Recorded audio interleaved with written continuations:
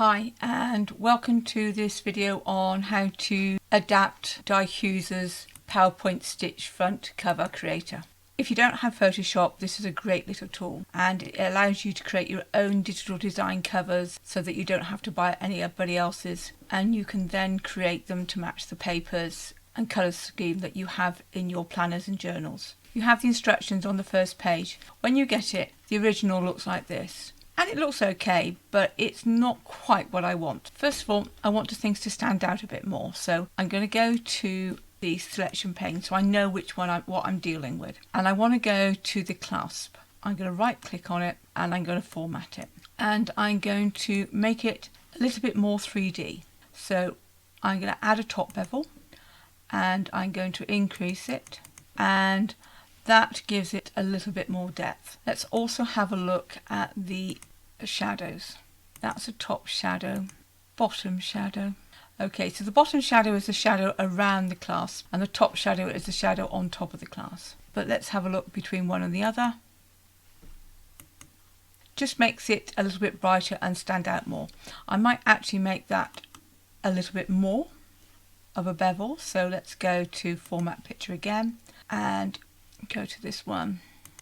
That's better, and I think that looks better. It stands out now, and I might just move it a little bit to the right. So click on it and just use your arrows. No, that's just moving the shadow. So what I'm going to do is go back to the arrange. I'm going to click on the whole of the clasp and then move it all across. Won't do it, so let's just do it on the clasp. There, just so it hangs over the edge a little. Now let's go to the cover, and I also want to make this cover a little bit more standing out from the background. So if I put the bottom cover on, not really very much. If I put the top shadow on, that's okay, but let's try top shadow 2.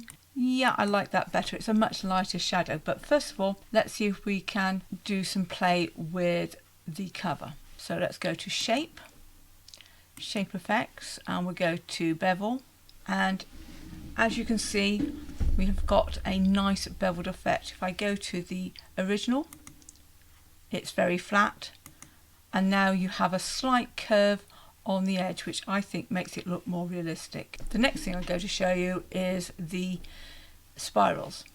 Now click on spirals, and it's a picture, so we go to picture format. We can change the picture, but we're not going to. Actually, we can't change the picture, we don't have that as a choice. Can change its colour. So we can go, and depending on the design colours that are chosen, we can then change the colour of the spiral. So let's go back to the spiral and we'll go to picture format again. And we can make it a yellow, or we can make it, say, a blue. Now the nice thing about the blue, that's probably a bit light. Let's see if we can go to a darker blue. Is that tends to blend in with this background with the blues here. And let's see if we can do the same for the button. So click on the button and we can go to picture format again, and let's go for a blue there. And now the spiral and the button matches. I hope you feel that this will help you make your journals a little bit different, and the cover's design is a little different.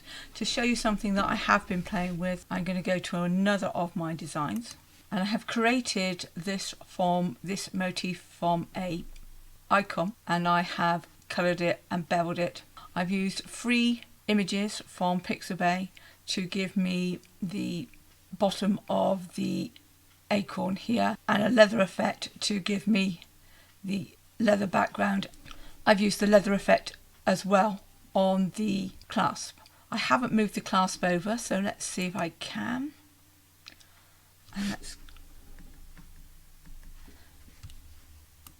And now let's have one last look at the spirals here. That I think looks good.